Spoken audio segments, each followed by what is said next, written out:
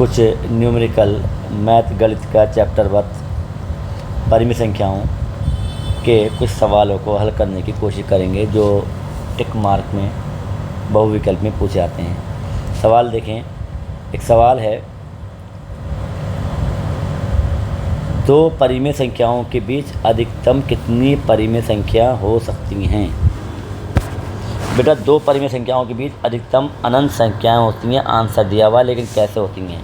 मान लें परिमेय संख्या है 2/3 और है 1 को 1/1 लिख सकते हैं। इसके बीच में कितनी संख्या होती है? 3 से 2 को भाग करो, 3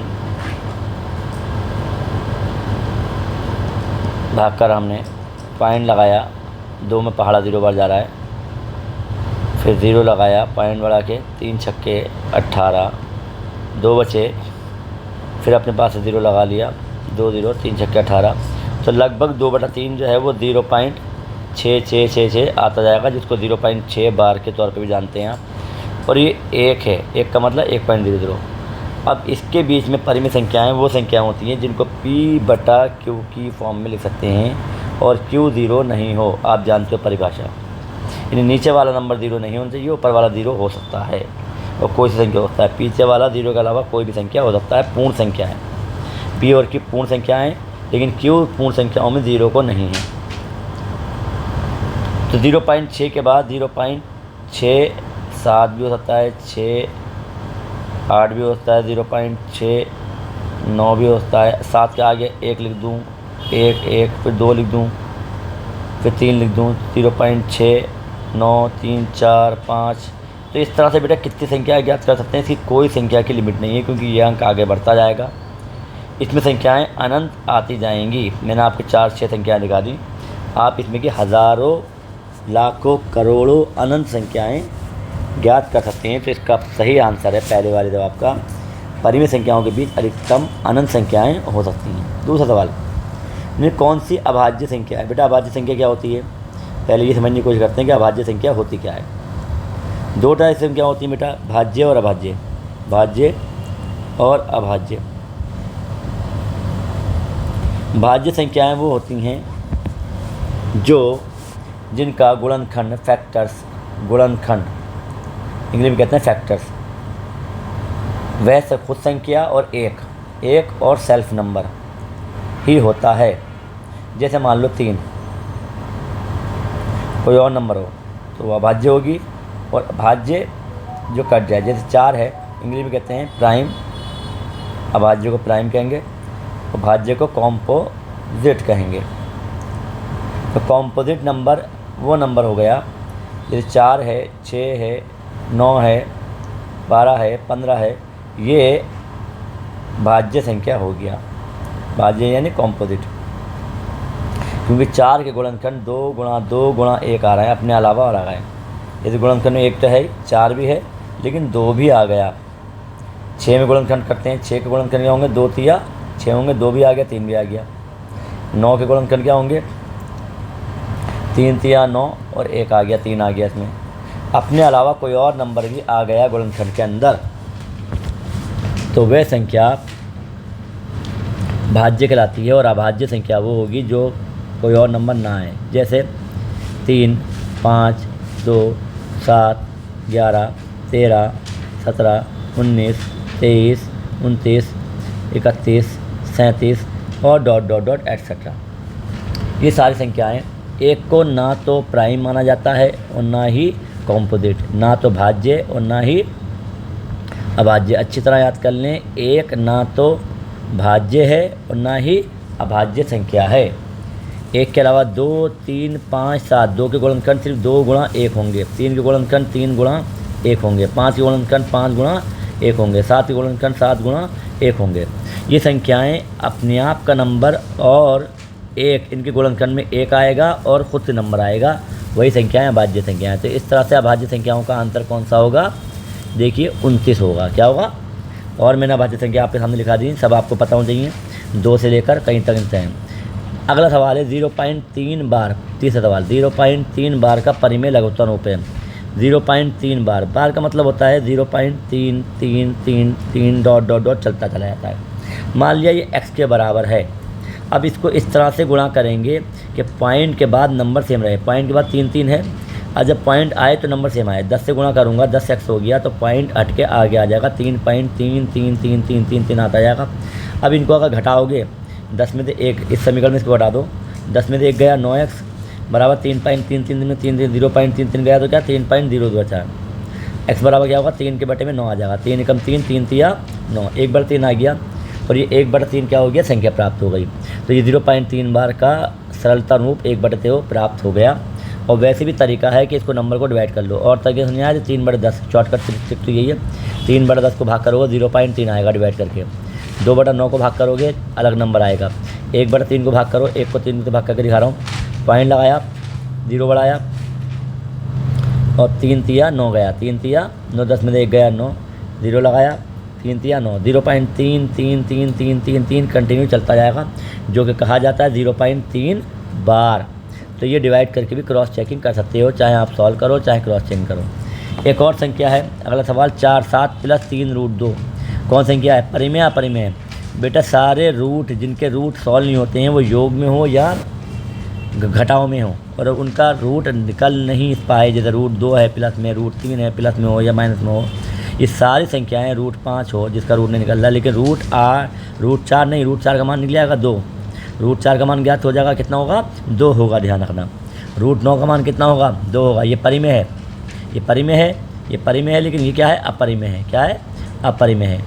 तो ध्यान रखना 7 + 3√2 अपरिमेय संख्या है। बोलो हेलो। अगला सवाल है बेटा 5वां, निम्न में से कौन परिमेय संख्या है। परिमेय संख्या मैंने कहा वही होगी अपरिमेय संख्या जो नहीं होगी। √16 को जब सॉल्व करोगे तो √16 का मान 4 प्राप्त होगा, और बाकी में √5 √3 √5 जिसका मान अनंत तक पॉइंट में डॉट डॉट चलता रहेगा सॉल्व करके।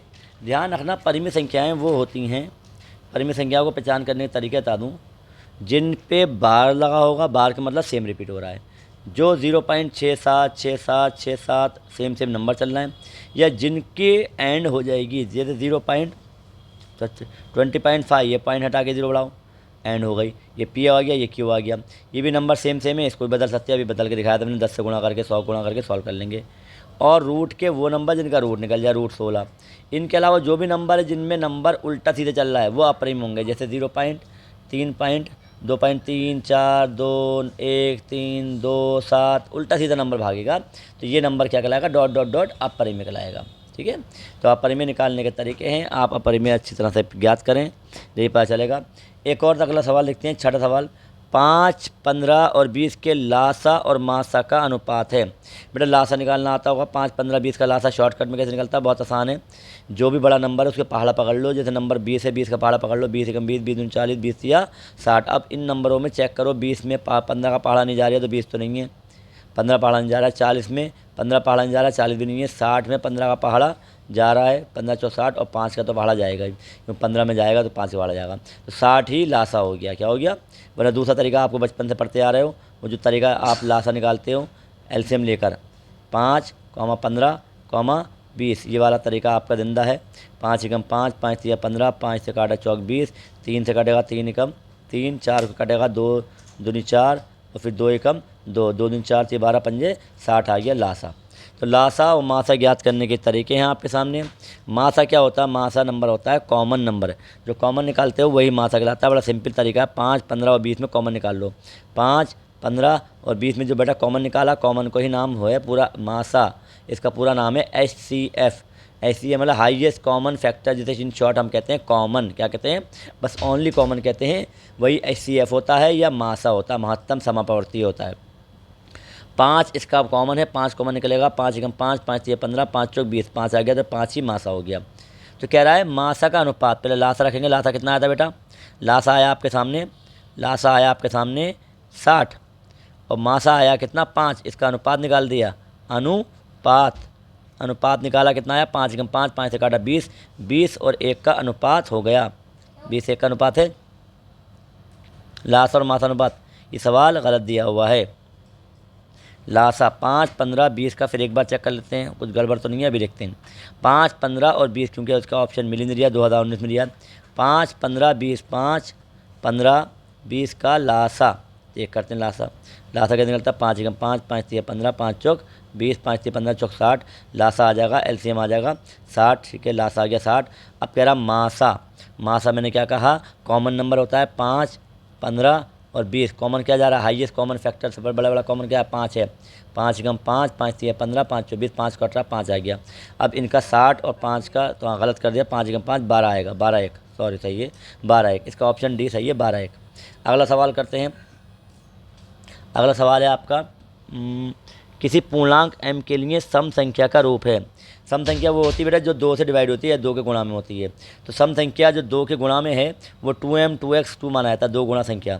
संख्या क्या है? पूर्णांक है, पूर्णांक को m से गुणा कर दिया 2m, इसका ऑप्शन आ गया 2m सी आंसर सही हो गया। 8वां सवाल देखते हैं, 10 सवाल करेंगे बस। 8वां सवाल, यदि पी तथा क्यू के दो अभाज्य संख्या है तो उनका मासा क्या होगा? मैंने कहा था मासा अभाज्य संख्याएं हैं। अभाज्य संख्याएं होती हैं जिनमें कोई भी कॉमन नंबर नहीं होता 1 के अलावा। तो अभाज्य संख्याओं में पी और क्यू में पी के कॉमन होंगे, पी के फैक्टर होंगे पी गुणा 1 और क्यू के फैक्टर होंगे क्यू गुणा 1, और इनमें पी क्यू सेम नहीं है तो इनका जो मासा होगा वो सिर्फ 1 होगा। क्या होगा? और लासा भी बता दे रहा हूँ शॉर्टकट में, लासा क्या होगा? पी गुणा क्यू गुणा 1 होगा। लासा हमेशा पी क्यू आएगा और मासा हमेशा क्या आएगा? 1 आएगा।